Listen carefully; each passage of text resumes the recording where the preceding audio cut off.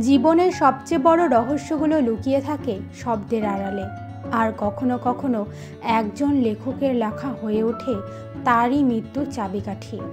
এই গল্পটি এমনই এক মৃত্যুর যার আসল কারণ ছিল অনেক গভীরে, যার মূল সূত্র ধরা পড়ল তখন যখন সত্যকে তুলে আনা হলো আদালতের মেঝেতে। রাত তখন ঠিক 12টা। শহরের অভিজাত এক আবাসনে আচমকা ভেসে আসে গুলির শব্দ।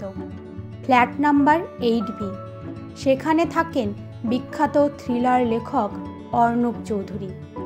পুলিশ এসে দেখে দরজা ভেতর থেকে বন্ধ। ঘরের মধ্যে অর্ণবকে জখম অবস্থায় পাওয়া যায় নিজের লাইব্রেরি রুমে। তার হাতের পাশে পড়ে আছে একটি রিভলভার, আর ঠিক পেছনের দেওয়ালে অদ্ভুতভাবে লেখা ছিল একটি লালচে দাগের শব্দ, তৃষা। ঘরের কোথাও জোর করে ঢোকার চিহ্ন নেই, কিন্তু তার ডায়েরির শেষ পাতায় লেখা, সে আমায় শেষ করে দেবে। এই গল্পটা সত্যি হয়ে যাবে একদিন। পুলিশের প্রথম সন্দেহ পড়ে অর্ণবের স্ত্রী লীলা চৌধুরীর ওপর। অর্ণব আর লীলার সম্পর্ক ছিল টানাপোড়ের মধ্যে। তাদের ঝগড়া প্রায় শোনা যেত। তার ওপর অর্ণব সদ্য যে নতুন উপন্যাস লিখেছিলেন তার নাম ছিল বিষাক্ত ভালোবাসা, আর সেই গল্পের নারী চরিত্রটি অনেকটাই লীলার মতো।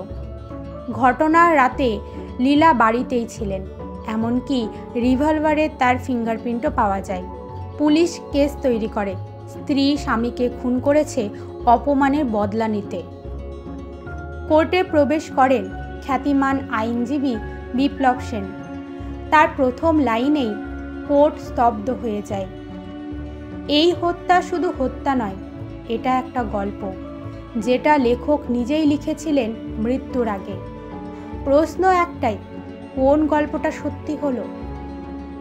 বিপ্লব বলেন, অর্ণবের শেষ লেখা উপন্যাসে ছিল এক রহস্যময় চরিত্র যার নাম তৃষা, একজন ভক্ত যিনি লেখকের জীবনে ঢুকে পড়েন অদ্ভুতভাবে, তাকে বিভিন্নভাবে চাপে ফেলেন, আর শেষ পর্যন্ত লেখককে হত্যা করে যাতে উপন্যাসের শেষ অধ্যায় লেখা না হয়।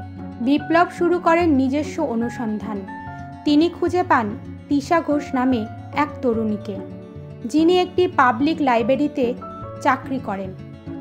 তৃষা ছিল অর্ণবের একনিষ্ঠ পাঠক, প্রায় প্রতিদিন চিঠি লিখত লেখককে, কিন্তু অর্ণব কখনো উত্তর দিতেন না। সেই সমস্ত চিঠির মাধ্যমেই বিপ্লব তৃষাকে খুঁজে পান। তৃষা জানত অর্ণব তার বিষয়ে একটি চরিত্র লিখছেন, তবে যখন সে দেখে সেই চরিত্রকে ভিলেন বানানো হয়েছে, সে মানসিকভাবে ভেঙে পড়ে। আরও গভীরে গিয়ে বিপ্লব আবিষ্কার করেন তৃষা শুধু একজন ভক্তই নন, সে অর্ণব চৌধুরীর মেয়ে। বছর 15 আগে অর্ণবের কলেজ জীবনে এক সম্পর্ক ছিল, যার ফলশ্রুতিতে জন্ম হয় একটি মেয়ের। সে ছিল তৃষা। কিন্তু অর্ণব এই সম্পর্ককে কোনোদিনও মেনে নেননি। তৃষাকে তার মা একাই বড় করেন, তবুও তৃষা জানত কে তার বাবা।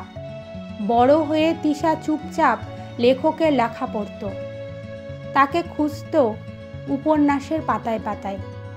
কিন্তু একদিন সে দেখে লেখক তার সম্পর্ককে নিয়ে এক অপমানজনক চরিত্র তৈরি করেছেন। তৃষার ভেতরে জন্মায় ক্ষোভ, অপমান আর এক রাশ ব্যথা, আর সেই ব্যথায় একদিন গুলিতে রূপ নেয়। তৃষা লেখকের ফ্ল্যাটে আসে, তাদের মধ্যে হয় কথোপকথন এবং বিতর্ক। অর্ণব তৃষার অস্তিত্ব অস্বীকার করেন। তখনই তৃষা লেখকের নিজের রিভলভার দিয়েই গুলি চালায়, আর বিদায়ের আগে দেওয়ালে লিখে যায় নিজের নাম তৃষা। প্রতিপক্ষ প্রশ্ন করে, কিন্তু তৃষা নিজেই নিজের নাম কেন লিখল? বিচারকও এই প্রশ্নের উত্তর জানতে চান। বিপ্লব কোর্টে বলেন, এটা নিছক অহংকার বা ভুল করে লিখে ফেলা কিছু ছিল না, বরং এটা ছিল একটি চূড়ান্ত বার্তা, এক জ্বলন্ত চিৎকার, একটা নাম যে নামটা তার বাবা অর্ণব কখনো সমাজের সামনে স্বীকার করেননি। অর্ণব তাকে জন্ম দিলেও কখনো মেনে নেননি। তিশা তার জীবনের প্রতিটি ধাপে লুকিয়ে থেকে কষ্ট পেয়েছে, কিন্তু মৃত্যুর মুহূর্তে সে চেয়েছিল যেন অর্ণব জানে এই মেয়েটা কে, যে আজ তার জীবনের শেষ অধ্যায় লিখে দিয়ে গেল। যেন অর্ণবের চোখের সামনে শেষবারের মতো ভেসে ওঠে তার অস্বীকৃত সন্তান তৃষার নাম। এই হত্যা কোনো হঠাৎ উত্তেজনার ফল নয়, এটা ছিল দীর্ঘদিনের জমে থাকা অভিমান, প্রত্যাখ্যান ও অপমানের বহিঃপ্রকাশ।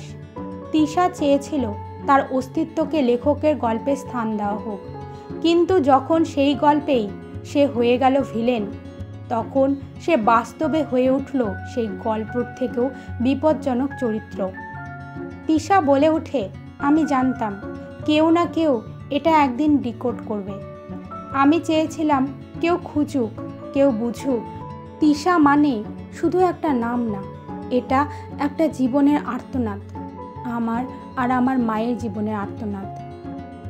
তিশা লেখা এই নামটা এখন চিৎকার করে বলবে, তুমি আমায় চেনোনি, কিন্তু এখন সারা পৃথিবী আমায় চেনবে। এই বলেই সে হাউমাউ করে কেঁদে ওঠে।